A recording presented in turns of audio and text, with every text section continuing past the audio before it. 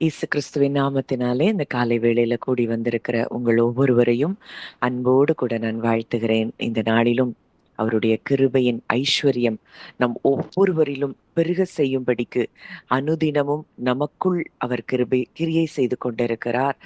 நாம் வேண்டிக் கொள்ளுகிறதற்கும் நினைக்கிறதற்கும் மிகவும் அதிகமாய் நமக்குள்ளே கிரியை செய்கிற அவருடைய வல்லமையின்படியே. அப்போ ஒவ்வொரு நாளும் ஆவிக்குரிய வாழ்க்கையில நாம் வளர்ச்சி அடையும்படிக்கு, நாம் முதிர்ச்சி அடையும்படிக்கு, தேவ புத்திரர்களாய் நாம் எழும்பும்படிக்கு நமக்குள்ளே கிரியை செய்கிற தேவன் நம்மோடு கூட இருந்து நமக்குள் செயல்பட்டு கொண்டிருக்கிறார் என்பதை நான் நிச்சயமாய் விசுவாசிக்கிறேன். இந்த நாளிலும் கர்த்தருடைய அளவற்ற கிருபையினால் கூடி வந்திருக்கிற நாம், அவர் மெய்ப்பனை போல நடத்துகிறார். அனுதினமும் நமக்கு என்ன தேவை என்பதை அறிந்து ஒரு தாயை போல அவர் நம்மை நடத்துகிற நல்ல தேவனாய் இருக்கிறார். நான் ஒருவரே தேவன் என்று சொன்னவர் இன்றைக்கு அவர் நம்மை வழி நடத்துகிறார், நம்மை போஷிக்கிறார், நம்மை அமர்ந்த தண்ணீர்கள் அண்டைக்கு அவர் நடத்தி செல்லுகிறார் என்பதை நாம் விசுவாசிக்கிறவர்களானபடியினாலதான் இந்த இடத்துல நம்ம கூடி வந்திருக்கிறோம். நாம தொடர்ந்து ஏசாயா 45 உள்ள காரியங்களை நம்ம தியானித்து கொண்டிருக்கிறோம். இந்த நாளிலும் நம்ம அந்த வாசனங்களை நம்ம தியானிக்க போறோம். ஏசாயா 45 5, 6 வசனங்கள். ஏசாயா 45, 5, 6 வாசிக்கிறேன். நானே கர்த்தர், வேறொருவர் இல்லை. என்னை தவிர தேவன் இல்லை. என்னை தவிர ஒருவரும் இல்லை என்று சூரியன் உதிக்கிற திசையிலும் அது அஸ்தமிக்கிற திசையிலும் அறியப்படும்படிக்கு நீ என்னை அறியாதிருந்தும் நான் உனக்கு இடைக்கட்டு கட்டினேன். நானே கர்த்தர், வேறொருவர் இல்லை. இந்த நாளிலும் எவ்வளவுதான் நம்ம சத்தியத்தை கேட்டா கூட சூழ்நிலைகள், போராட்டங்கள் நமக்கு எதிராய் வரும் பொழுது நம்ம எந்த அளவுக்கு அவர் ஒருவரே கர்த்தர், அவர் ஒருவரே என் வாழ்க்கையில் கிரியை செய்து கொண்டிருக்கிறவர் என்பதை நாம் விசுவாசிக்க முடிகிறது. இந்த நாளிலும் இந்த வார்த்தையின் மூலம் தேவன் நம்மில் ஆழமாய் அவர் இடைப்பட விரும்புகிறார். நிறைய காரியங்கள் தெரிந்ததுதான். ஆனா கூட அதில் வேரூன்றும்படியாய் இந்த வசனங்களில், இந்த வார்த்தைகளில், அவருடைய ஜீவனுள்ள வார்த்தையில், அவரில் நாம் வேரூன்றும்படியாய் பல காரியங்களை தேவன் இந்த காலை வேளையில நமக்கு கற்றுக் கொடுக்க போகிறார் என்பதை நான் நிச்சயமாய் விசுவாசிக்கிறேன். ஆவியானவர் இந்த காலை வேளையில அவர் ஒருவரே தேவன், வேறொருவரும் இல்லை என்பதை நமக்கு விளங்க காட்ட பண்ண போகிறார். அப்போ இது அவருடைய இந்த வார்த்தை தேவனுடைய உன்னதமான ஒரு ஒரு அத்தாரிட்டி. அது மிகப்பெரிய பவர், ஆளுகை வல்லமை உடையவர் அப்படிங்கிறத இந்த வார்த்தை சொல்லுகிறத நம்ம பார்க்கிறோம். இந்த காலகட்டம், கோரேஸ் ராஜா ஆட்சி செய்ய வர்ற காலகட்டங்கள், இஸ்ரவேல் மக்களுக்கு மத்தியில அவங்க அந்த பாபிலோன்ல அடிமைப்பட்டு இருந்த நாட்கள், உலகம் முழுவதும் விக்கிரகங்களால் நிறைந்திருந்த நாட்கள். அப்போ ஆண்டவர் இஸ்ரவேலரிடத்திலும் உலக நாடுகள்லையும் அவர் தன்னை வெளிப்படுத்துகிறார். அவருக்கு நிகராக, அவருக்கு சமமாக யாரும் இந்த உலகத்தில் இல்லை என்பதை வெளிப்படுத்துகிறார். நானே கர்த்தர், வேறொருவர் இல்லை. என்னை தவிர தேவன் இல்லை. ஒரு ஒரு இருளான அறைக்குள்ள எப்படி ஒரு லைட்டை போட்ட உடனே அந்த ரூம்ல இருக்கிற அந்த இருள் விலகி போகிறது போல இந்த காலை வேளையில் அவர் நம்மோடு கூட பேசுகிறார். நான் ஒருவரே கர்த்தர், என்னை தவிர வேறே தேவன் இல்லை. அவரே மெய்யான ஒளியாய் இருக்கிறார். அவருக்குள் ஜீவன் இருந்தது. அந்த ஜீவன் மனுஷருக்கு ஒளியாக இருந்தது. அந்த ஒளியாக இருக்கிற தேவன் இன்றைக்கு நம்மோடு கூட இருக்கிறார், நமக்குள் இருக்கிறார், நம் குடும்பத்தில் இருக்கிறார் என்றால் இந்த ஒளி இருக்கிற இடத்திற்குள்ள இருளுக்கு இடம் இல்லை. நீங்க நான் அதை பேசும் பொழுதே உங்க இருதயத்துல நீங்க இதை சொல்லிக்கொண்டே இருங்க. அப்பா, இந்த மெய்யான ஒளி எங்களுக்குள் இருக்கிறீர், எங்கள் குடும்பத்தில் இருக்கிறீர், எங்களோடு கூட இருக்கிறீர் என்றால் இருள் எங்க எல்லைக்குள் வர முடியாது, எங்க வாழ்க்கைக்குள்ள நுழைய முடியாது. ஏன்னா வெளிச்சம் வந்த பிறகு இருள் அதை மேற்கொள்ளவே முடியாது. ஒரு ரூம்ல இருட்டான அறையில லைட்ட ஆன் பண்ணிட்டோம் அப்படின்னாலே அதுக்கு மேல இருள் அந்த இடத்துல இருக்க முடியாது. இருள் மேற்கொள்ள முடியாது. அப்போ இந்த நாட்களிலே, இந்த நாளிலே நீங்கள் உணர வேண்டியது என்னன்னா, மெய்யான ஒளியா இருக்கிற, ஜீவனா இருக்கிற இயேசு கிறிஸ்து இன்றைக்கு என்னோடு கூட இருக்கிறார். என் குடும்பத்தோடு கூட இருக்கிறார். அவர் எனக்குள் இருக்கிறார் என்றால், என் வாழ்க்கையில் இருளுக்கு இடமில்லை. என் குடும்பத்தில் இருளுக்கு இடமில்லை என்பதை நீங்க உங்க இருதயத்துல இருந்து நீங்க சொல்ல ஆரம்பிங்க. இந்த நாட்கள்ல இருந்து உங்க வாழ்க்கையில ஒரு பெரிய வெளிச்சம் நம்ம நேற்று தியானித்தோம். விடியற்கால வெளுப்பை போல நம்முடைய சுக வாழ்வு துளிர்க்கிற நேரத்திற்குள் நாம் வந்திருக்கிறோம் என்றால், இந்த நாட்கள்ல நம்ம முற்றிலுமாய் வெளிச்சத்தின் பிள்ளைகளாய் நாம் இருக்கிறோம் என்றால், நம்ம வாழ்க்கையில வெளிச்சம் மாத்திரமே இருக்கும்.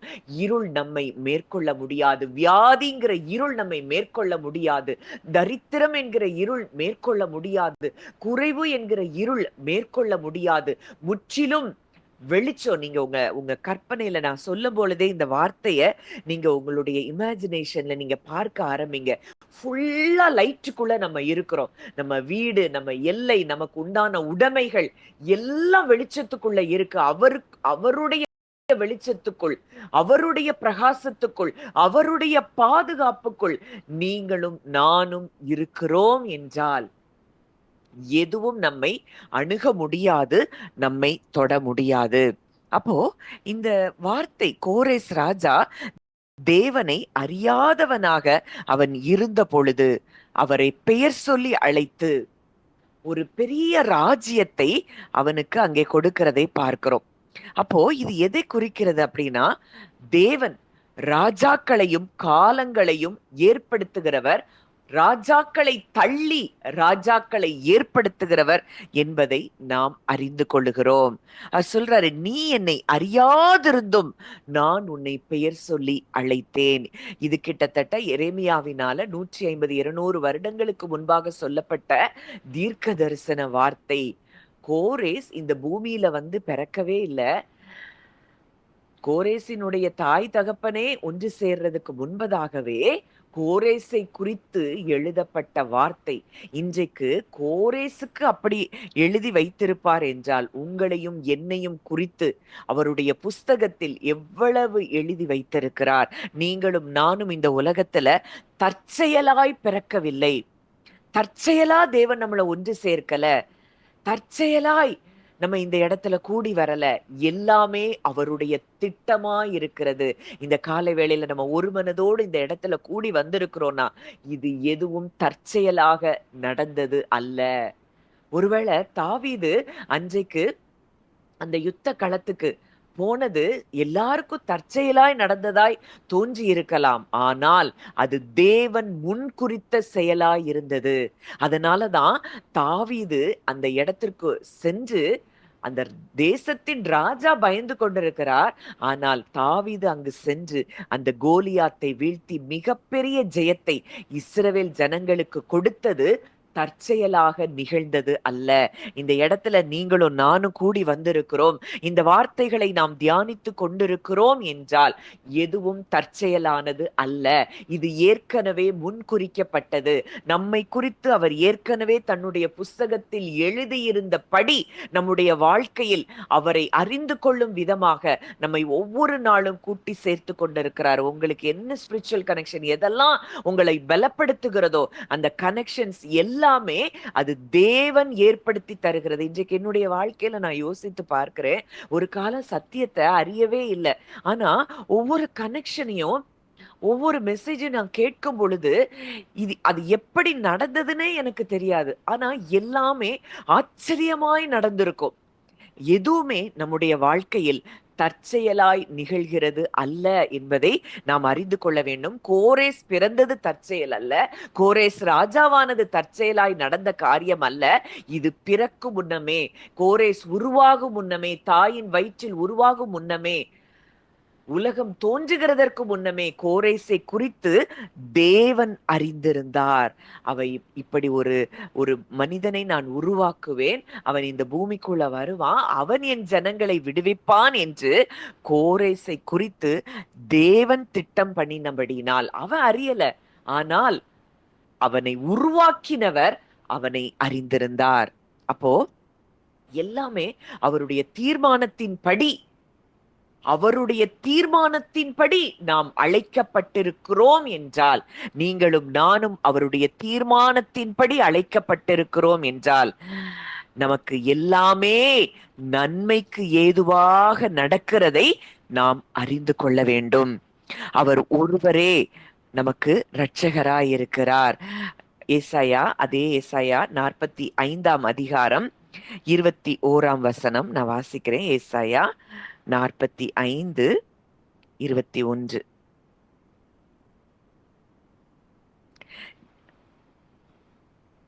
நீங்கள் தெரிவிக்கும்படி சேர்ந்து ஏகமாய் யோசனை பண்ணுங்கள், இதை பூர்வ காலம் முதற்கொண்டு விளங்க பண்ணி அந்நாள் துவக்கி இதை அறிவித்தவர் யார்?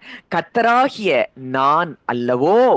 நீதிபரரும் இரட்சகருமாகிய என்னை அல்லாமல் வேறே தேவன் இல்லை, என்னை தவிர வேறொருவரும் இல்லை. என்னை அல்லாமல் வேறே தேவன் இல்லை, என்னை தவிர வேறொருவரும் இல்லை. மறுபடியும் இந்த அதிகாரத்துல அந்த வார்த்தைகளை நம்ம பார்க்கிறோம். அப்ப இந்த காலை வேளையில் இந்த வார்த்தைகள் மூலம் தேவன் நம்மை பலப்படுத்தி கொண்டிருக்கிறார். நான் ஒருவரே தேவன், எனக்கு நிகர் இந்த உலகத்துல யாரும் இல்லை. அந்த தேவன் இன்றைக்கு நம்மோடு கூட இருக்கிறார் என்பதுதான் சுவிசேஷம், நற்செய்தி. இந்த உலகத்தையே படைத்தவர் என்னில் இருக்கிறார், எனக்குள் இருக்கிறார் என்பதுதான் சுவிசேஷம்.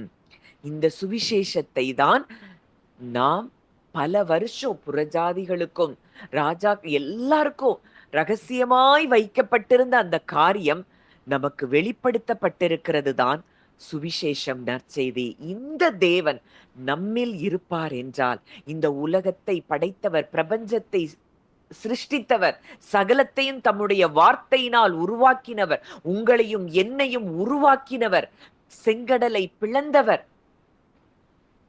வானத்திலிருந்து மன்னாவை கொடுத்தவர், மரித்தவனை உயிரோடு எழுப்பினவர் இன்றைக்கு நமக்குள் இருக்கிறார் என்றால், இன்னைக்கு நம்மளை பார்த்து எல்லாம் பயந்து நடுங்கி கொண்டிருக்கிறதை நீங்கள் உணர வேண்டும்.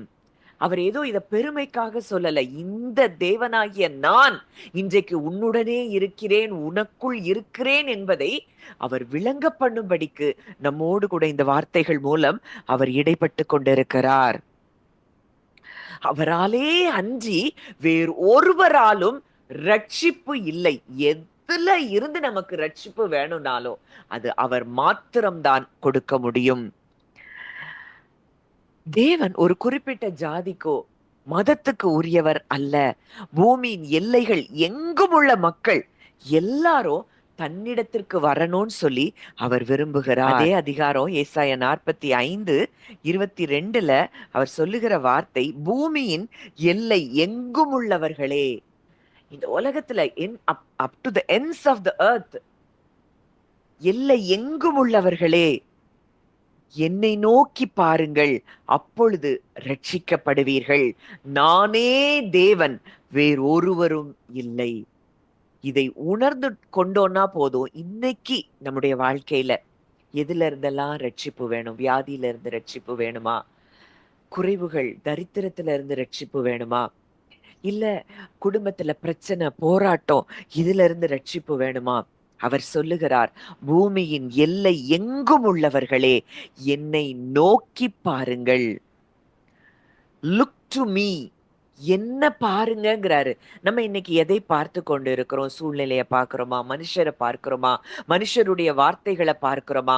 இல்லை என்றால் நம்முடைய மாம்சமும் மனதும் சொல்லுகிறவைகளை நாம் கவனித்து கொண்டிருக்கிறோமா? நானே தேவன், வேறு ஒருவர் இல்லை என்று அவர் சொல்லிட்டாருன்னா அவருக்கு ஈடு இணை உலகத்துல வேற யாரும் கிடையாது.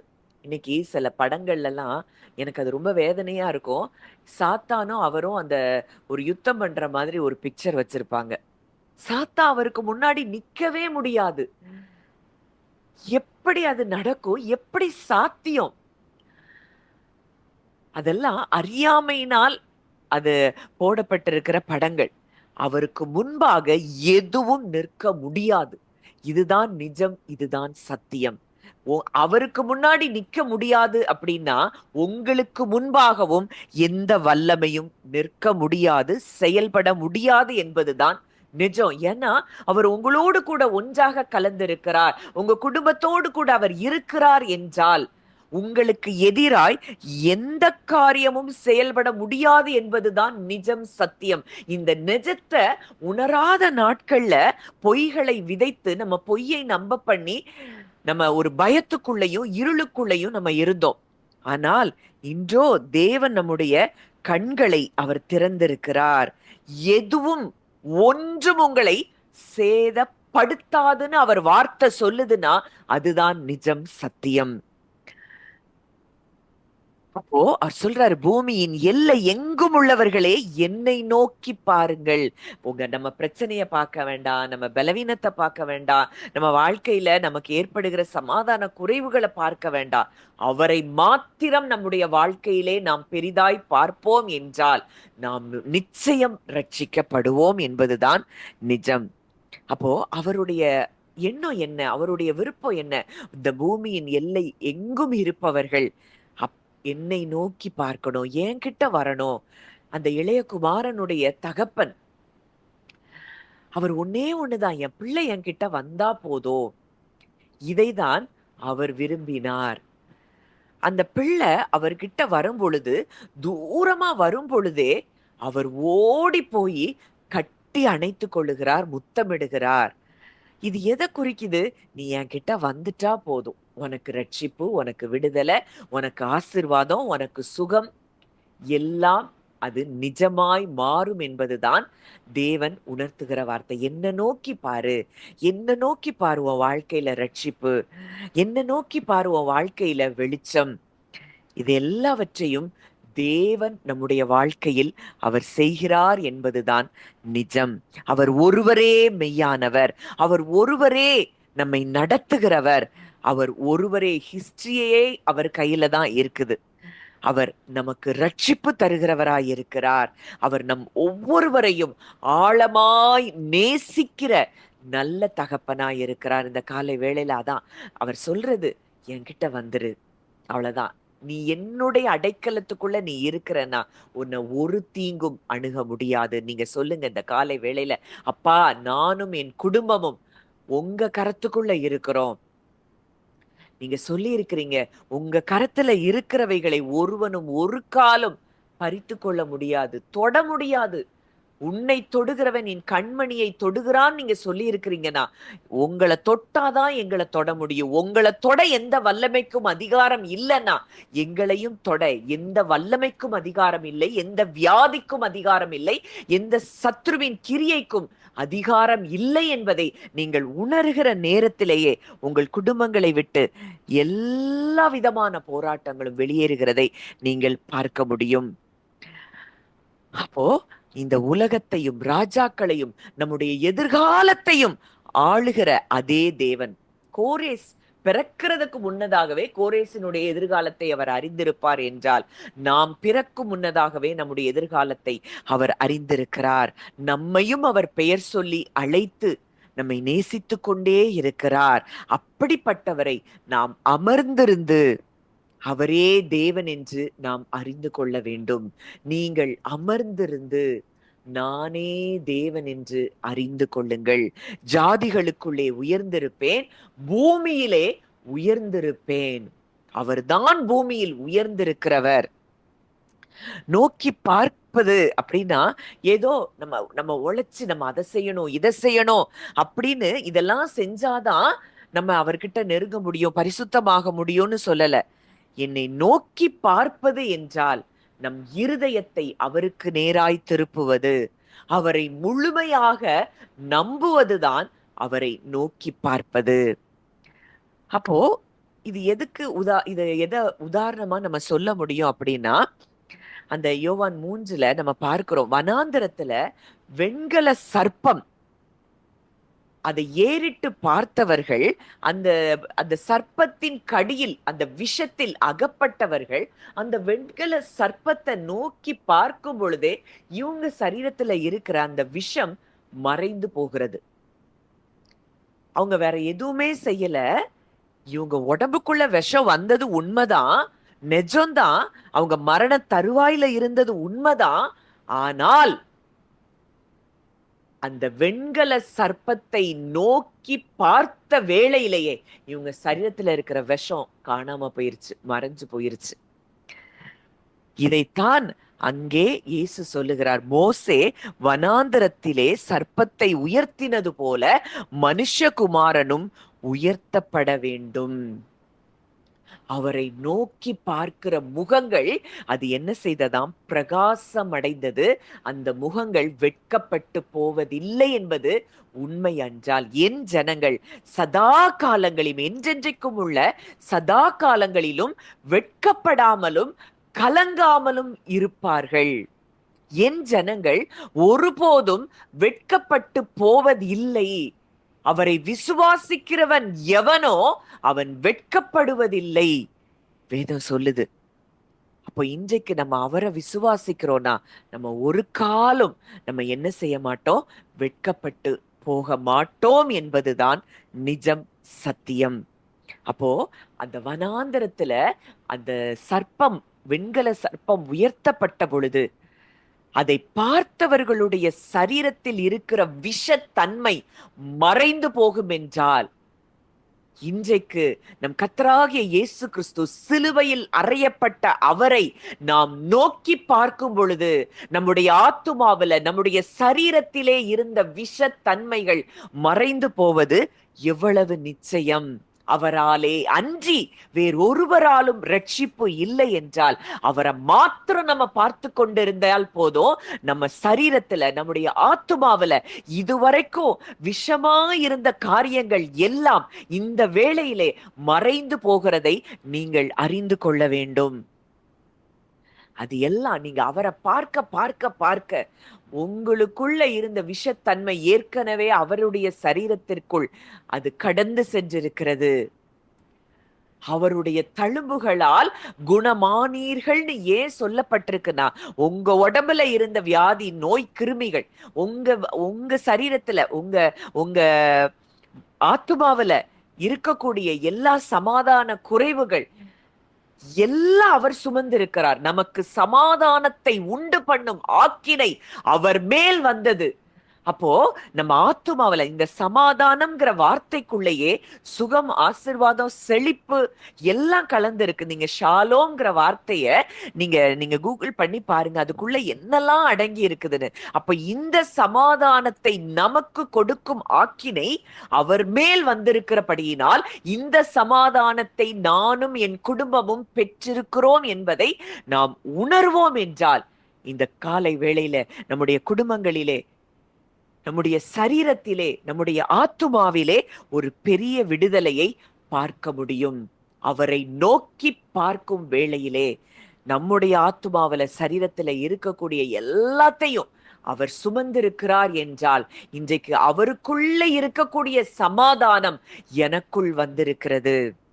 அந்த சுகம் எனக்கும் என் குடும்பத்தில் இருக்கிற ஒவ்வொருவருக்குள்ளும் அது கடந்து வந்திருக்கிறது என்பதை நீங்கள் விசுவாசிப்பீர்கள் என்றால், இந்த காலை வேளையிலே நம்முடைய வாழ்க்கை முழுவதும் அது ஜெயமாய் மாறுகிறதை நீங்கள் பார்க்க முடியும். அப்போ அவருடைய அன்பு எல்லைகள் அற்றது. ஜாதி, மதம், இனம் எந்த வேறுபாடும் அவருக்கு கிடையாது. அவரை நோக்கி கூப்பிடுகிற எல்லோரும் ரட்சிக்கப்படுவார்கள். தேவன் தம்முடைய ஒரே பேரான குமாரனை விசுவாசிக்கிறவன் எவனோ அவன் கெட்டு போகாமல் நித்திய ஜீவனை அடையும்படிக்கு இவ்வளவாய் உலகத்தில் அன்பு கூர்ந்தார். நித்திய ஜீவனை நாம் அடைந்திருக்கிறோம். பிதா, குமாரன், பரிசுத்த ஆவியானவர் இன்றைக்கு நம்மோடு கூட இருக்கிறார். அவரோடு கூட உறவுக்குள்ள இருக்கிறோம், ஒன்னஸ்ல இருக்கிறோம்னா இன்றைக்கு நம்ம எல்லைக்கு பக்கத்திலேயே எதுவும் வர முடியாது என்பதுதான் நிஜம். அப்ப நம்ம இதை அடைந்திருக்கிறோம். நம்ம கெட்டு போகாமல், நம்ம சரீரமோ ஆத்துமாவோ அது கெட்டு போகிறதற்கு இடம் இல்லை. நாம் நித்திய ஜீவனை அடைந்திருக்கிறோம். அப்போ அவரை நோக்கி பார்க்கிறோமா? அவரை மாத்திரம் நோக்கி பார்க்கிறோமா? இன்னைக்கு எதையெல்லாம் நம்ம நோக்கி பார்த்து கொண்டிருக்கிறோம்? அந்த ஸ்பர்ஜன், சார்ல்ஸ் ஸ்பர்ஜன் சொல்லி ஒரு வெளிநாட்டுல ஒரு தேவ மனிதர், அவர் ஒரு தேவாலயத்துக்கு போறாராம். அப்போ அவர் தேவாலயத்துக்கு போன அந்த நேரத்துல இதே வசனத்தை அங்க பிரசங்கம் பண்ணி கொண்டு இருக்கிறார் ஒரு பிரசங்கியார். ஏசாயா 45:22, என்னை நோக்கி பாருங்கள், அப்பொழுது ரட்சிக்கப்படுவீர்கள். அந்த போதகர் அவரை பார்த்து சொல்றாராம், தம்பி நீ ரொம்ப வேதனையோட காணப்படுற, நீ இயேசு கிறிஸ்துவை நோக்கி பார். அந்த பேச்ச கேட்ட அந்த ஸ்பர்ஜன் அவர் விசுவாசத்தோடு கிறிஸ்துவை நோக்கி பார்த்தார். அன்றைக்கே அவருடைய இருதயத்துல ஒரு பெரிய சமாதானம் வந்ததாம். உலகம் போற்றுகிற ஒரு வல்லமையான பிரசங்கியாராய், ஊழியராய் அவர் மாறினாராம். அப்போ இந்த ஏசாயா 45:22 நமக்கு கற்றுக் கொடுக்கக்கூடிய உண்மை, உலகத்தில் இருக்கிற அத்தனை மக்களுக்கும் அவர்தான் தேவன். இதோ நான் மாம்சமான யாவருக்கும் தேவனாகிய கர்த்தர், என்னாலே செய்யக்கூடாத அதிசயமான காரியம் ஒன்று உண்டோன்னு அவர் சொல்லி இருக்கிறாருங்கிறத நம்ம விசுவாசிச்சு அவரை நோக்கி பார்க்கிறோம் என்றால், இன்றைக்கு உங்களுடைய பலவீன கட்டுகளிலிருந்து, உங்க போராட்டங்களிலிருந்து, உங்களுடைய தரித்திர கட்டுகளிலிருந்து, கடன் என்கிற கட்டுகளிலிருந்து நாம் நிச்சயமாய் விடுவிக்கப்படுகிறோம் என்பதை நாம் அறிந்து கொள்ள வேண்டும். அடுத்ததா, அவரே இதை வாக்கு கொடுத்திருக்கிறபடியினால், என்னை நோக்கி பாருங்கள் அப்பொழுது ரட்சிக்கப்படுவீர்கள் என்பதை அவர் சொல்லியிருக்கிறபடியினால் அது நிச்சயம் நடக்கும். அவருடைய வார்த்தை ஒவ்வொன்றும் ஜீவனும் வல்லமையும் உள்ள வார்த்தை. இந்த வார்த்தை இன்றைக்கு உங்களுக்குள் ஊடுருவி செல்லுகிறபடியினால் இந்த வார்த்தை நிச்சயமாய் உங்க வாழ்க்கையில நடக்கிறத நீங்க பார்ப்பீங்க. நீங்க அவரை நோக்கி பார்க்கிற இந்த வேளையில நான் சொல்ல சொல்ல உங்க இருதயத்துல கர்த்தர் இந்த அனலை மூட்டி கொண்டிருப்பார் என்றால், அது உண்மையாய் நீங்கள் உணர்வீங்கன்னா, இன்றைக்கு நம் குடும்பத்தில் இருக்கிற ஒவ்வொருவருக்கும் தேவன் ஒரு மிகப்பெரிய ரட்சிப்பை அவர் உண்டு பண்ணுகிறார். நாம் அவரை மாத்திரம் நோக்கி பார்ப்போம். அப்போ இன்றைக்கு நமக்கு ஒரு அழைப்பை தேவன் கொடுக்கிறார். நம்ம அந்த அழைப்புல நம்ம பங்கெடுக்கும் பொழுது நமக்கு கிடைக்கிறது மிகப்பெரிய ஒரு மீட்பு, மிகப்பெரிய ஒரு ரட்சிப்பு, மிகப்பெரிய ஒரு சமாதானம், ஒரு பிரகாசமான ஒரு வாழ்க்கை அவரை நோக்கி பார்க்கிற நமக்கு உண்டாயிருக்கிறது. விசுவாசத்தை துவக்குகிறவரும் முடிக்கிறவருமாயிருக்கிற இயேசு கிறிஸ்துவை நோக்கி நமக்கு நியமித்திருக்கிற ஓட்டத்தில் பொறுமையோடே ஓடக்கடவோம். நமக்குள்ள விசுவாசத்தை துவக்குகிறவர் அவர்தானா, துவக்கினவர் அவர்தானா, அதைத்தான் அவரே முடிக்கவும் செய்வார். ஒரு வாக்குத்தத்தம் நம்ம நம்பும்படி அவர் செய்கிறார். அந்த வாக்குத்தத்தத்தை நம்புவதற்கு விசுவாசத்தை அவர் துவக்கி இருக்கிறார் என்றால், அந்த வாக்குத்தத்தத்தை நிறைவேற பண்ணி அந்த விசுவாசத்தை முடிக்கிறவரும் அவர்தான். அப்போ இன்றைக்கு பூமியின் எல்லை எங்கும் உள்ளவர்களே, என்னை நோக்கி பாருங்கள் அப்பொழுது ரட்சிக்கப்படுவீர்கள் என்று அவர் சொல்லி இருப்பது மெய் என்றால், இந்த காலை வேளையில அவரை நோக்கி பார்த்திருக்கிற நம் ஒவ்வொருவருக்கும் தேவன் மிகப்பெரிய ரட்சிப்பை அவர் உண்டு பண்ணி வைத்திருக்கிறார். இது ஏற்கனவே நமக்கு கொடுக்கப்பட்ட ஒன்று. இதை நாம் இன்றைக்கு விசுவாசித்து உணர்கிற வேளையில இந்த ரட்சிப்பை நாம் பெற்றுக்கொள்ளுகிறோம். நோக்கி பார்க்கிறது அப்படின்னா இருதயத்தில் விசுவாசிப்பது. நம்ம இருதயத்துல அவரை உணர்ந்து அறிவதும் அவரை நம்புவதையும் குறிக்கிற வார்த்தை தான் அவரை நோக்கி பார்ப்பது.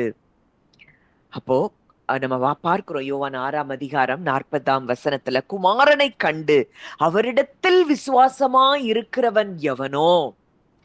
இன்னைக்கு நம்ம மாம்ச எண்ணங்கள்ல விசுவாசம் வைக்கிறோமா, இல்ல குமாரனை கண்டு அவரிடத்தில் விசுவாசம் வைக்கிறோமா?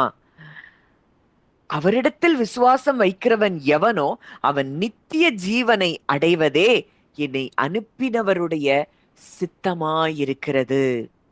இன்றைக்கு இந்த நித்திய ஜீவன் அவருடைய அந்த இன்டிமெசிக்குள்ள, அந்த ஃபெலோஷிப்குள்ள ஒன்றாக நம்ம அவருக்குள்ள நம்ம கலந்திருப்பது நிஜம். ஏன்னா குமாரனை கண்டு விசுவாசிக்கிறவர்களுக்கு இது சாத்தியம்.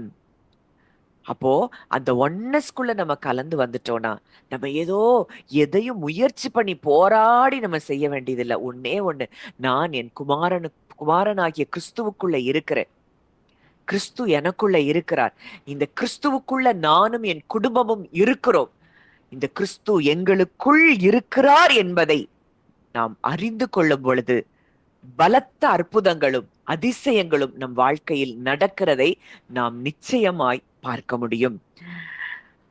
ஒரு கடல்ல ஒருத்த மூழ்கி கொண்டிருக்கிறான். தன்னை காப்பாற்ற வர்ற படக எப்படி அவன் நம்பிக்கையோடு பாக்குறானோ அது போல எல்லாமே சூழ்நிலைகள் எதிரா இருக்கலாம், அதை பார்க்கவே வேண்டாம். ஒரு படகு எதிர்நோக்கி வருகிறதுனா இந்த படகு என்னை காப்பாற்றும் என்கிற நம்பிக்கை அவனுக்கு எப்படி உண்டாகுமோ, ஒரு கலங்கரை விளக்கமாய் நம் தகப்பனாகிய தேவன் இருக்கிறார். ஒரு லைட், வழி தெரியாத இடத்துல அந்த கலங்கரை விளக்கம், அந்த லைட் ஹவுஸ் எப்படி வெளிச்சத்தை கொடுத்து அவங்களுக்கு பாதையை, அது எந்த இடத்துக்கு போகணுமோ அந்த பாதையை காட்டுகிறதோ அதே போலதான் நம் தேவன் இருக்கிறார், நமக்கு வெளிச்சத்தை காட்டும்படியா. இன்னைக்கு நீங்க இங்க வந்திருக்கிறீங்க. நான் என்னை குறிச்சு பல நாட்களுக்கு முன்பாக, பல வருஷங்களுக்கு முன்னாடி தேவன் சொன்ன வார்த்தை, அவர் உன்னை வெளிச்சத்துல நடத்துவார், கர்த்தரே உனக்கு நித்திய வெளிச்சமாய் இருப்பார்.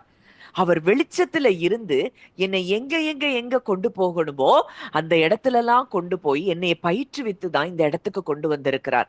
அப்போ இந்த இடத்துல நீங்க வந்திருக்கிறீங்கன்னா அவர் உங்களுக்கு வெளிச்சமா இருந்து இந்த இடத்துல அவர் உங்களை கொண்டு வந்திருக்கிறார் என்பதுதான் நிஜம், சத்தியம்.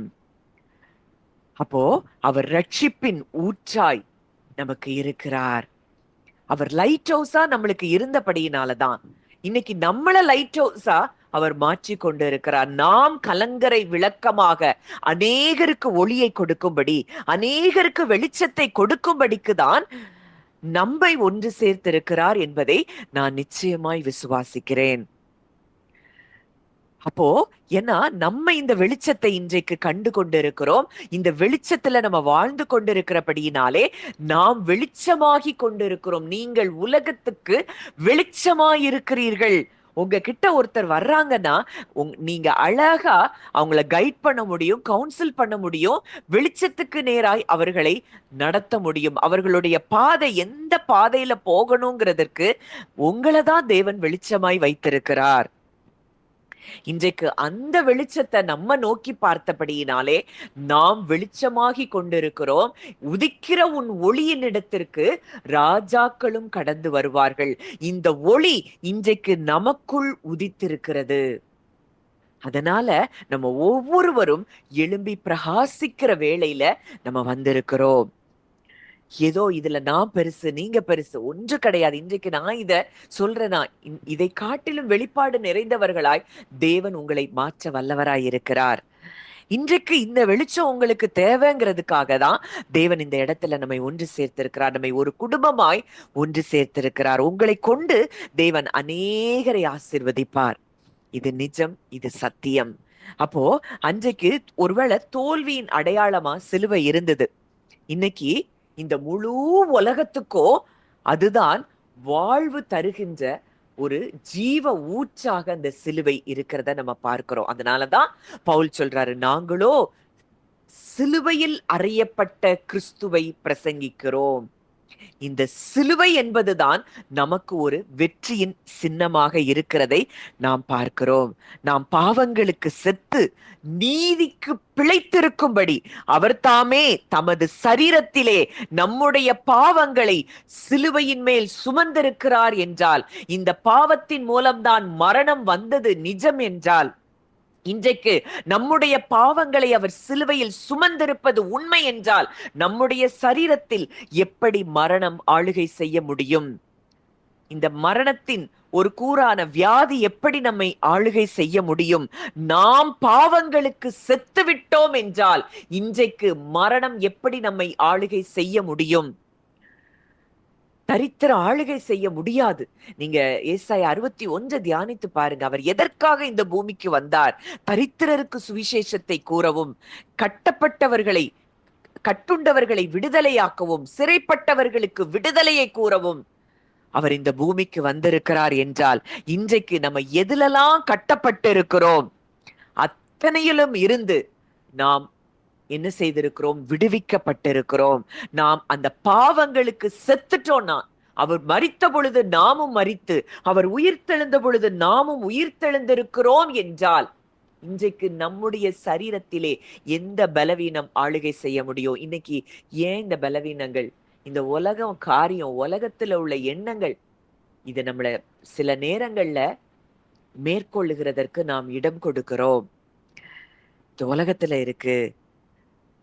ஒருவேளை சில நேரங்கள்ல இப்படியெல்லாம் நம்ம நினைக்கிறோம், அவங்களுக்கு வந்தது எனக்கு வரும். இது எல்லாமே இந்த மாம்ச எண்ணத்தின் விளைவாக நமக்குள்ளே ஏற்படுகிற பலவீனங்கள். உன்னை மட்டும் நோக்கி பார்த்து கொண்டே இருந்தோம்னா போதும், நம்ம ரட்சிக்கப்படுவோம். அவரை மாத்திரம், சிலுவையில் அறையப்பட்ட, சிலுவையில் உயர்த்தப்பட்ட கிறிஸ்துவை நோக்கி பார்ப்போம் என்றால் நாம் ரட்சிக்கப்படுவோம்.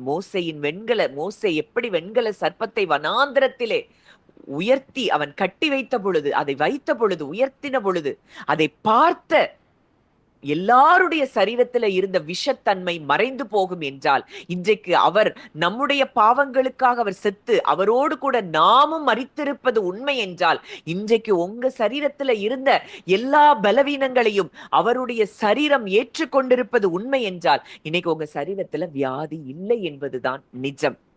நம்ம வியாதி இருக்குது அப்படின்னு நம்ம திங்க் பண்றதே அது ஒரு இலூஷன், மாயை, பொய்.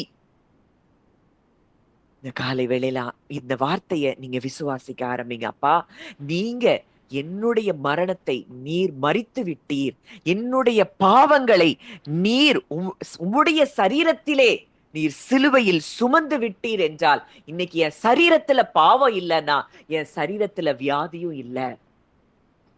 சொல்லுங்க, என் குடும்பத்துல யாருடைய சரீரத்திலையும் பாவமும் இல்லை, வியாதியும் இல்லை.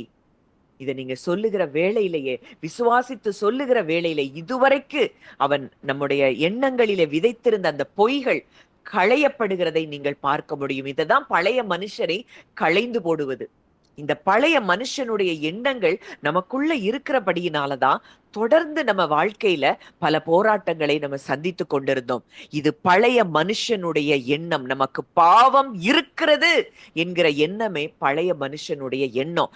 சிலுவையில் அறையப்பட்ட கிறிஸ்துவை நாம் விசுவாசிப்பது உண்மை என்றால், இன்றைக்கு என் சரீரத்திலையும் சரி, என் குடும்பத்துல இருக்கிற எல்லாருடைய சரீரத்திலையும் சரி, பாவம் என்பது இல்லை. பாவம், மரணம் என்கிற பிரமாணத்தினின்று நான் விடுதலையாக்கப்பட்டிருக்கிறேன், என் குடும்பம் விடுதலையாக்கப்பட்டிருக்கிறது என்பதுதான் நிஜம், சத்தியம். இதை நீங்கள் உணர்கிற வேளையிலே இந்த 3 நாட்களும் நான் பார்க்கிற ஆவியானவர் பலத்த விதமாய் நம்மோடு கூட இடைப்பட்டு கொண்டிருக்கிற இந்த செய்திகளை நீங்க தொடர்ந்து கேளுங்க. இதை கேட்க கேட்க கேட்க உங்களுடைய எண்ணங்கள்ல இருக்கக்கூடிய அந்த பழைய மனுஷனுடைய செயல்களை நீங்க லகுவாய் களைந்து போட முடியும். புதிய மனுஷனை, உள்ளான ஆவியில், உள்ளான மனுஷனில் நீங்கள் வல்லமையாய் பலப்பட பலப்பட பலப்பட உங்களுக்கு எதிராய் கொண்டு வந்த சத்ருடைய திட்டங்கள் எல்லாம் தவிடுபொடி ஆகிறதை நீங்கள் பார்க்க முடியும்.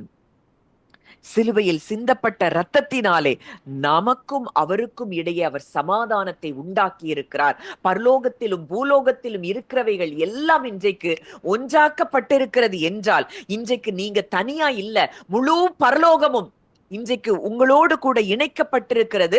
உங்க பக்கத்துலதான் இந்த பரலோகமும் செயல்பட்டு கொண்டிருக்கிறது. இதை நம்ம கண்கள்ல பார்க்கல, ஆனால் நிஜம் அதுதான். உங்களுக்காக பரலோக தேவன் 1000 10,000 தூதர்களையும் அவருடைய இரத்தத்துக்குள்ளேயும் நம்மை கொண்டு வந்து சேர்த்திருக்கிறார் என்பதை நீங்கள் விசுவாசிக்க வேண்டும். பரலோகத்தில் உள்ளவைகள், பூலோகத்தில் உள்ளவைகள் எல்லாவற்றையும் அவர் ஒன்றாக்கி இருக்கிறார். இன்றைக்கு திரள் திரள் திரள் திரளான தூதர் சேனை கூட்டம் நமக்காக அவர் பாதுகாக்கும்படி வைத்திருக்கிறார், அனுப்பியிருக்கிறார். உன் வழிகளில் எல்லாம் உன்னை காக்கும்படி உனக்காக தம்முடைய தூதர்களுக்கு கட்டளையிடுவார் என்று சொல்லி பழைய ஏற்பாட்டிலே சங்கீதத்துல நம்ம பார்க்கிறோம்னா, இன்றைக்கு புதிய உடன்படிக்கையில அவருடைய ரத்தத்துக்குள்ள நம்ம வந்திருக்கிறோம்னா, நமக்கும் நம் குடும்பத்திற்கும் எவ்வளவு பெரிய ப்ரொடெக்ஷனை நம் தகப்பன் வைத்திருக்கிறார். பூமியின் எல்லை எங்கும் உள்ளவர்களே, என்னை நோக்கி பாருங்கள், அப்பொழுது ரட்சிக்கப்படுவீர்கள். அப்போ ஒரு சின்ன பிள்ளைய போல இந்த சத்தியத்தை நம்ம ஏற்றுக்கொள்ள வேண்டும். நம்ம பாவத்தினால காயப்பட்டோம், பாவத்தினாலே மரணம் நம்மை துரத்தி கொண்டிருந்தது.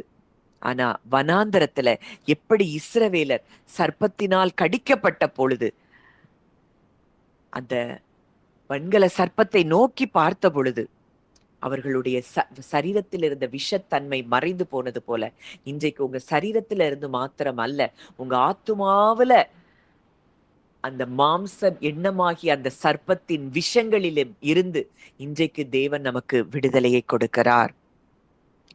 அவரை விசுவாசிக்கிறவன் எவனோ அவன் கெட்டு போகாமல் நம்ம கெட்டு போக மாட்டோம். ரட்சிப்பை பெறுறதுக்கு நம்ம கடினமான முயற்சி எதுவும் நம்ம செய்ய வேண்டியது இல்லை.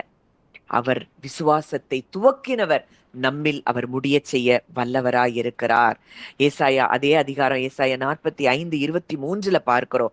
முழங்கால் யாவும் எனக்கு முன்பாக முடங்கும், நாவு யாவும் என்னை முன்னிட்டு ஆணையிடும் என்று நான் என்னை கொண்டே ஆணையிட்டிருக்கிறேன்.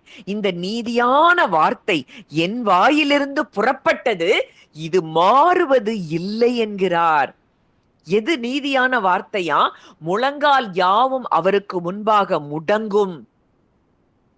ஒரு நாள் பூமியில இருக்கக்கூடிய ஒவ்வொன்றும் அவருடைய அதிகாரத்துக்கு முன்பாக பணிந்து குனிய வேண்டும் என்பதுதான் நிஜம். இன்னைக்கு உங்களுக்கு எதிராய் என்ன அதிகாரம் செயல்பட்டு கொண்டிருந்தாலும், இதை விசுவாசிக்கிற வேளையிலேயே உங்களுக்கு எதிராய் இருக்கிற அத்தனை முழங்காலும் அது முடங்கி அது வெளியேறுகிறதை நீங்கள் பாருங்கள்.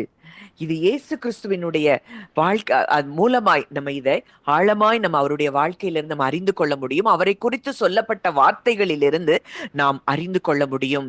பிலிப்பியர் 2:9-11 பார்க்கிறோம். இயேசுவின் நாமத்தில் வானோர் பூதலத்தோர் பூமியின் கீழானோருடைய முழங்கால் யாவும் முடங்கும்படிக்கும் பிதாவாகிய தேவனுக்கு மகிமையாக இயேசு கிறிஸ்து கர்த்தர் என்று நாவுகள் யாவும் அறிக்கை பண்ணும்படிக்கும் தேவன் அவரை எல்லாவற்றிற்கும் மேலாக உயர்த்தினார். எல்லாவற்றிற்கும் மேலாக உயர்த்தப்பட்ட கிறிஸ்து இன்றைக்கு எங்க இருக்கிறார்? நம்மோடு கூட இருக்கிறார், நமக்குள் இருக்கிறார், நம் குடும்பத்துக்குள் இருக்கிறார்.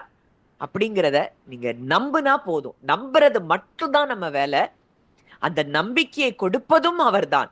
பரிசுத்த ஆவியின் பலத்தினாலே நமக்கு நம்பிக்கையை பெருகச் செய்வதும் அவர்தான். ரோமர் 15:13 பார்க்கிறோம். பரிசுத்த ஆவியின் பலத்தினாலே நம்பிக்கை பெருகும்படிக்கு நம்பிக்கையின் தேவன் விசுவாசத்தினால் உண்டாகும் எல்லாவித சந்தோஷத்தினாலும் சமாதானத்தினாலும் உங்களை நிரப்புவாராக. அப்போ இந்த விசுவாசம் பெருகும் பொழுது, பரிசுத்த ஆவியின் பலத்தினால நமக்கு நம்பிக்கை பெருகும் பொழுது, இந்த விசுவாசம் நம்மில் பெருகும் பொழுது நம்ம இருதயத்துல எப்பொழுதுமே சந்தோஷமும் சமாதானமும் அது பெருக்கெடுத்து ஓடும். இயேசு கிறிஸ்துவனுடைய சமாதானத்தை எதுவும் கெடுக்க முடியலன்னா நம்முடைய சமாதானத்தையும் எதுவும் கெடுக்க முடியாது. எப்பெல்லாம் இயேசு கிறிஸ்துவை தவிர இந்த உலகத்துல இருக்கிற காரியத்தை பெருசா பாக்குறோமோ அப்பதான் நம்ம சமாதானம் கெடும்.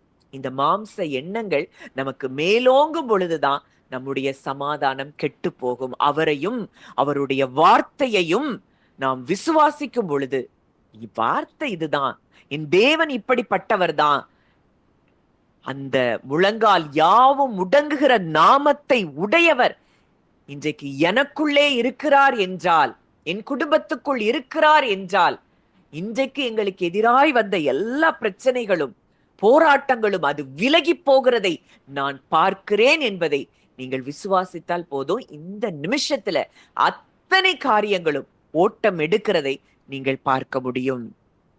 அப்போ இந்த பழைய ஏற்பாட்டுல சொல்லப்பட்ட இந்த வார்த்தை புதிய ஏற்பாட்டுல கிறிஸ்துவின் மூலம் நிறைவேறுகிறதை நம்ம பார்க்கிறோம். முழங்கால் யாவும் அவருக்கு முன்பாக முடங்க வேண்டும்.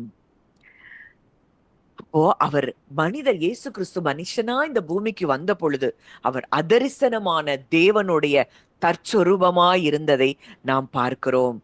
ஒரு நாள் இந்த படைப்பு எல்லாம் பூமி கர்த்தரை அறிகிற அறிவினால் நிரம்பி இருக்கும் என்று சொல்லி வேதம் சொல்லுது. இந்த பூமி கர்த்தரை அறிகிற அறிவினால் நிரம்பும்படிக்குதான் நம்மை தேவன் இந்த பூமியில இன்றைக்கு வைத்திருக்கிறார். இந்த நாட்கள்ல இந்த சத்தியங்கள் எல்லாவற்றையும் ஆழமாக நம் இருதயத்தில் பதிக்கும்படிக்கு தேவன் கிரியை செய்து கொண்டிருக்கிறார். சிங்காசனத்தின் மேல் வீற்றிருக்கிறவருக்கும் ஆட்டுக்குட்டியானவருக்கும் ஸ்தோத்திரமும் கனமும் மகிமையும் வல்லமையும் சதா காலங்களிலும் உண்டாவதாக என்று சொல்லி வெளிப்படுத்துதல்ல அங்க அவங்க துதிக்கிறத நம்ம பார்க்கிறோம். அப்போ வானம் பூமி கடல்ல உள்ள அனைத்து படைப்புகளும் இணைந்து பாடுகிற அந்த ஒரு மிகப்பெரிய நாள், அந்த நாள் தான் இந்த நாள். இன்னைக்கு சர்வமும் அவரை துதித்து கொண்டிருக்கிறது. எல்லாமே அவரை நோக்கி பார்க்குது, அவரை துதித்து கொண்டிருக்கிறது. அவரை நோக்கி இப்ப பார்க்கிறோம். காலையில இன்னைக்கு நீங்க விடிய காலையில எழுப்பி பார்ப்பீங்கன்னா இந்த பறவைகளும் பட்சிகளும் காலையில அது அழகா இனிமையான ஒரு குரலோட கின்னு கத்திட்டு எல்லா இடங்களும் சுத்தி அது சந்தோஷமா தெரிந்து தன்னுடைய உணவை கொடுத்த பரம தகப்பனை அது துதித்து கொண்டு இருக்கிறது. நம்ம தான் இனத்தலாமோ புலம்பி சத்தம் போட்டு கொண்டு இருக்கிறோம். இன்றைக்கு உலகத்தில் உள்ள அத்தனை சிருஷ்டிப்புகளும் அவரை துதித்து கொண்டிருக்கின்றன என்றால் இன்றைக்கு நீங்களும் நானும் அவரை துதித்து கொண்டே இருந்தா போதும். அவரை பெருசா பார்த்து கொண்டே இருந்தா போதும். அவருடைய முகத்தை மாத்திரம் நாம் பார்த்தால் போதும். இன்றைக்கு என்னுடைய சரீரத்துல இருக்கக்கூடிய பாவத்தை அவர் சுமந்திருப்பது உண்மை என்றால் அவருடைய சரீரத்துல சுமந்துட்டாருன்னா இன்னைக்கு எனக்கு ஜீவன் கடந்து வந்திருக்கிறது.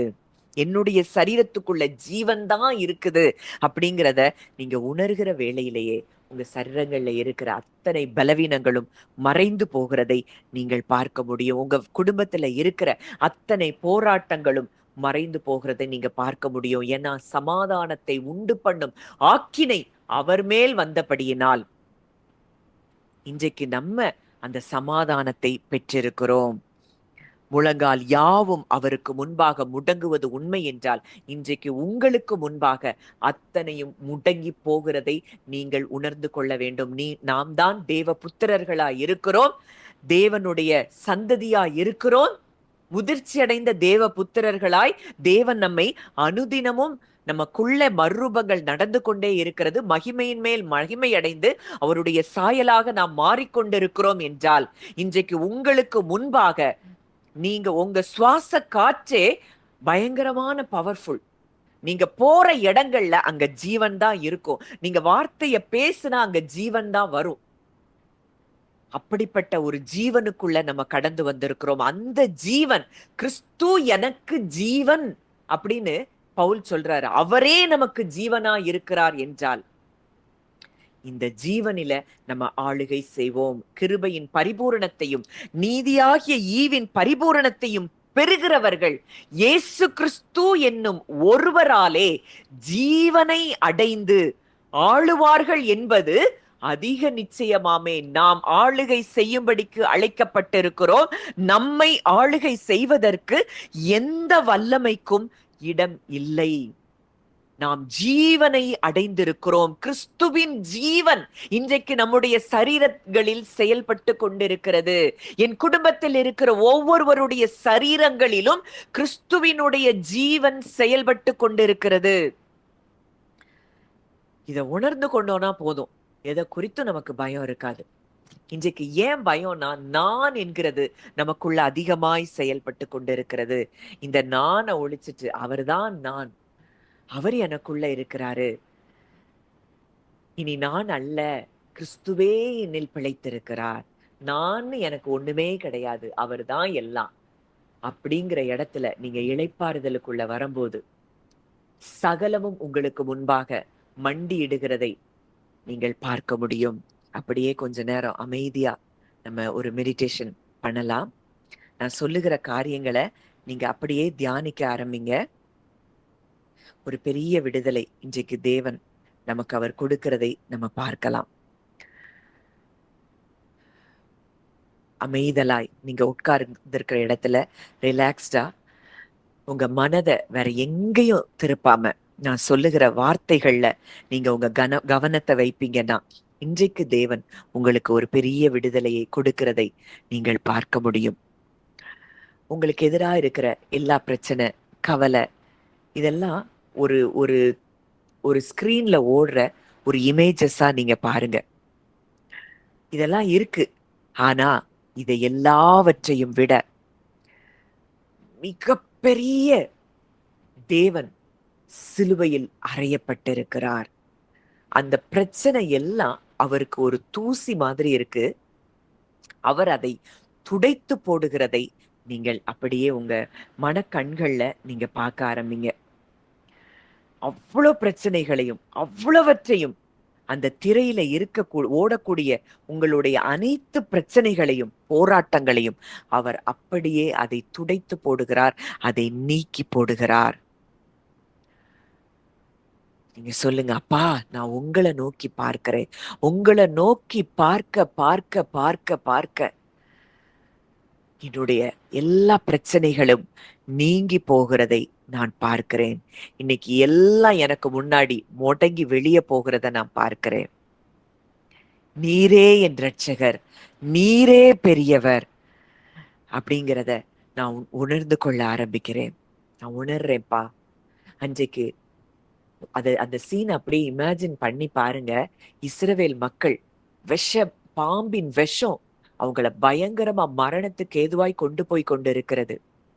அந்த வெண்கல சர்ப்பத்தை அவங்க நோக்கி பார்த்த வேளையிலேயே அந்த சரீரத்தில் இருக்கிற விஷம் மறைஞ்சு அவங்க ஜீவனை பெற்று கொள்றாங்கன்னா இன்றைக்கு சிலுவையில் அறையப்பட்ட கிறிஸ்து அவரை நோக்கி நீங்க பார்த்து கொண்டே இருக்கிறீங்க. அவருடைய சரீரத்துல உச்சந்தலையிலிருந்து உள்ளங்கால் வரைக்கும் நம்முடைய பாவங்களை அவர் சுமந்திருக்கிறதை நீங்க அப்படியே விஷுவலைஸ் பண்ணி பாருங்க. நம்ம பாவம் தான், நம்ம செஞ்சதுதான், நம்ம அக்கிரமம் தான், நம்ம மீறுதல் தான். ஆனா அவர் தன்னுடைய சரீரத்துல ஏற்றிருக்கிறார். ஏன்னா அவர் நம்மோடு கூட என்றென்றைக்கும் ஒன்றாக கலக்கும்படிக்கு. இந்த பாவம் நம்மை விட்டு அவரை தூரப்படுத்தினது. இந்த பாவம் என்னையும் என் பிள்ளையும் பிரிக்க கூடாதுன்னு சொல்லி அவர் தன்னுடைய சரீரத்திலே அந்த பாவத்தை ஏற்றுக்கொண்டார். உங்க எல்லா பாவமும், நம்ம குடும்பத்துல இருக்கிற ஒவ்வொருவருடைய பாவமும் அவருடைய சரீரத்துல டிரான்ஸ்பர் ஆயிடுச்சு. அதை அப்படியே பாருங்க. அந்த பாவம் டிரான்ஸ்பர் ஆயிடுச்சுன்னா அந்த பாவத்தினால் உண்டான எந்த காரியங்களும் இனி நம்முடைய வாழ்க்கையில இல்ல. அதுதான் நிஜம், அதுதான் சத்தியம். அவர் உன் அக்கிரமங்களை எல்லாம் மன்னித்து உன் நோய்களை எல்லாம் குணமாக்கி உன் பிராணனை அழிவுக்கு விலக்கி மீட்டு உன்னை கிருபையினாலும் இரக்கங்களினாலும் முடிசூட்டி நன்மையினால் உன் வாயை திருப்தியாக்குகிறார். கழுகுக்கு சமானமாய் திரும்ப உன் வயது வால வயது போல் ஆகிறதுங்கிறத அந்த பழைய ஏற்பாட்டுல சங்கீதக்காரன் எழுதி வைத்திருக்கிறான் என்றால் அக்கிரம நோய்கள் மன்னிக்கப்படும் பொழுது இன்னைக்கு மன்னிக்கப்படல, அது அவர் மேல் சுமக்கப்பட்டது. அவரால் நம்முடைய பாவங்கள் சுமந்திருக்கப்பட்டிருக்கிறதை உண்மை என்று விசுவாசிப்போம் என்றால் நம் நோய்கள் இந்த நொடி பொழுதிலேயே அது குணமாகிறதை நாம் விசுவாசிப்போம். இன்னைக்கு இன்னமும் நம்ம ஏன் இந்த சிம்டமை குறிச்சு பயப்படுறோம்? இந்த விசுவாசம் இன்னும் நமக்கு வரல. இதை எனக்கு உட்படதான் நான் சொல்றேன். நம்ம சூழ்நிலைன்னு வரும்போது இதை நம்ம யோசிக்க மாட்டேங்கிறோம்.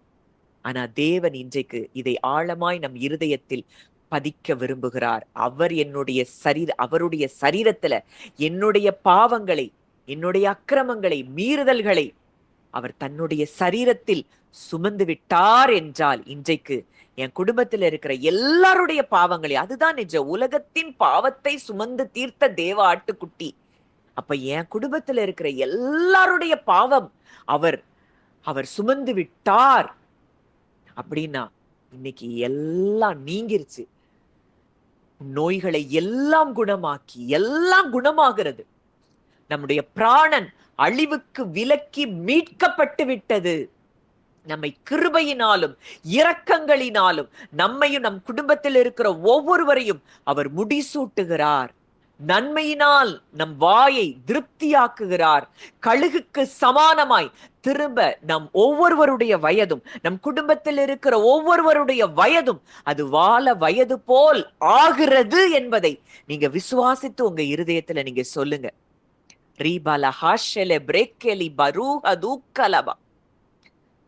கர்த்தர் நன்மையானவைகளை இன்றைக்கு நமக்கு செய்து கொண்டிருக்கிறார். நன்மையினால் நம் வாயை திருப்தியாக்குகிறாராம்.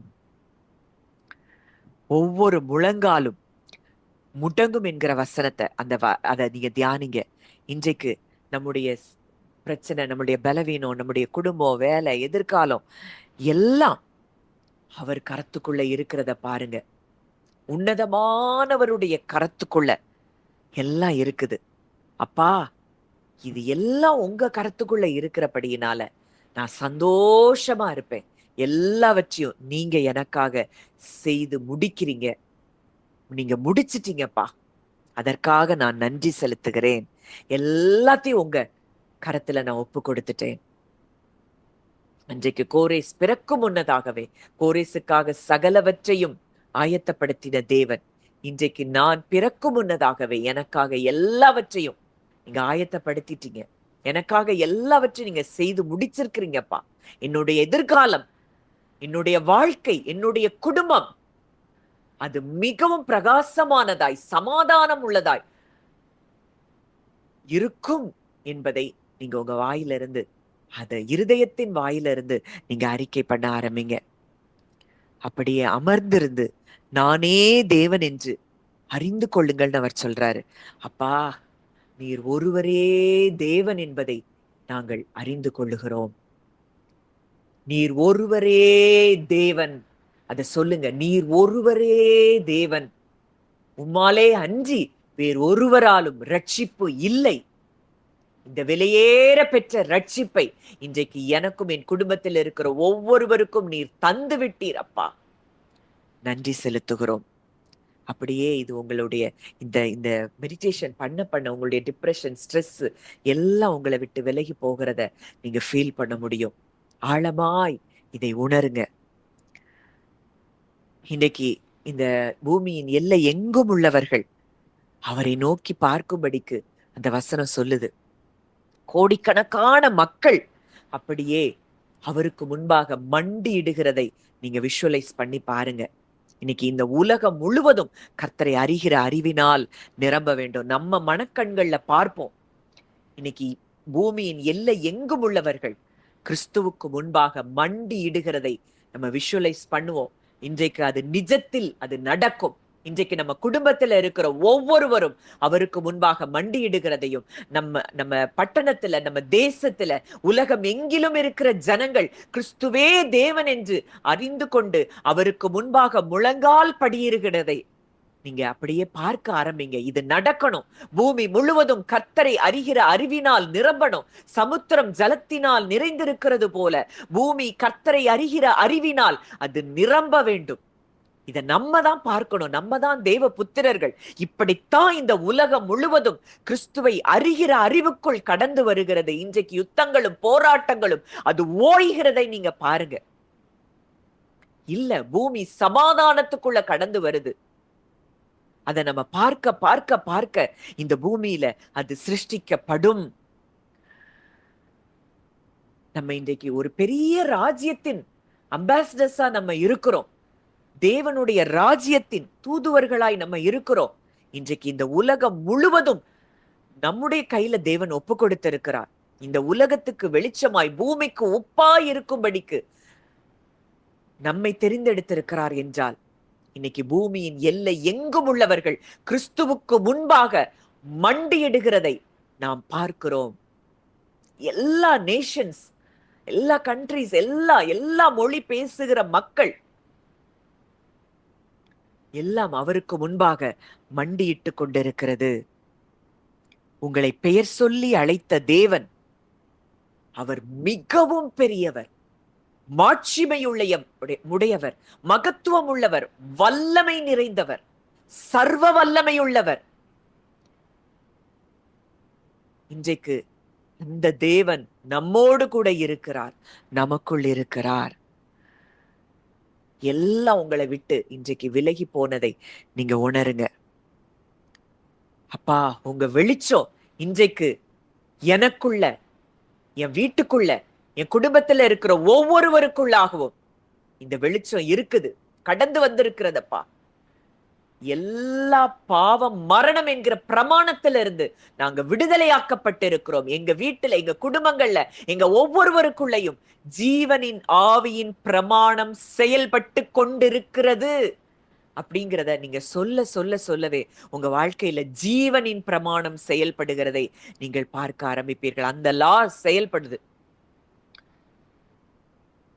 லா of spirit of life, spirit of life. இந்த பிரமாணம் நம்முடைய சரீரங்களிலே, நம்முடைய வாழ்க்கையிலே, நம் குடும்பத்தில் இருக்கிற ஒவ்வொருவருக்குள்ளாகவும் law of spirit of life செயல்படுகிறது.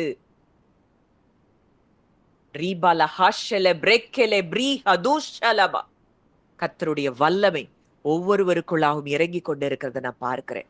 ஒரு பெரிய விடுதலையை கர்த்தர் இன்றைக்கு தருகிறார். அப்பா, உமக்கு நன்றி செலுத்துகிறோம், நன்றி செலுத்துகிறோம் அப்பா. நானே கர்த்தர், வேறொருவர் இல்லை என்று சொன்னீங்கப்பா. நீர் ஒருவரே கர்த்தர், நீர் ஒருவரே இரட்சகர், நீர் ஒருவரே சர்வ வல்லமை உள்ளவர். நீரே எங்களை சிருஷ்டித்தவர், எங்களை உருவாக்கினவர், எங்களை நடத்துகிறவர். எங்களுடைய எதிர்காலம் உம்முடைய கரங்களில் நீர் அப்பா வைத்திருக்கிறீரப்பா. நீர் அவைகளை, எங்களுடைய எதிர்காலத்தை உம்முடைய புஸ்தகத்தில் எழுதி வைத்திருக்கிறீரப்பா.